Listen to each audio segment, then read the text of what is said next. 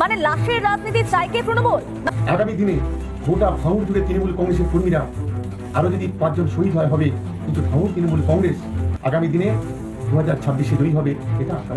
আর বড় দুঃখের সাথে টিএমসির বন্ধুদেরকে আবার একবার বলবো, নিশ্চয়ই আপনারা শুনেছেন আরো 5টা যদি মারতে হয় মারবে, ভাঙড় চাই।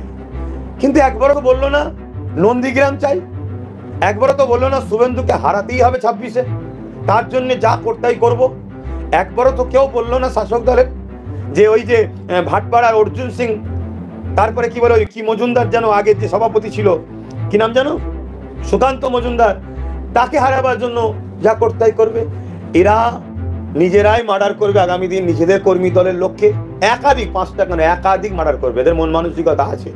তাতে 50-50টা দিয়ে মার্ডার করতে নিজের দলের লক্ষ্যে মেরে দেবে, দিয়ে এই মিথ্যা কেস আইএসএফ এর ঘাড়ে চাপিয়ে দিয়ে আইএসএফ এর ছেলেদের ঘরে মিথ্যা কেসে জেলে ভরে দিয়ে ময়দান ফাঁকা করে এরা ভাঙড়কে দখল করবে। যে কোনো হালে হলো এদের লক্ষ্য নওশাদ তথা আইএসএফ এর একমাত্র বিধায়ক, তাকে হারাতে হবে।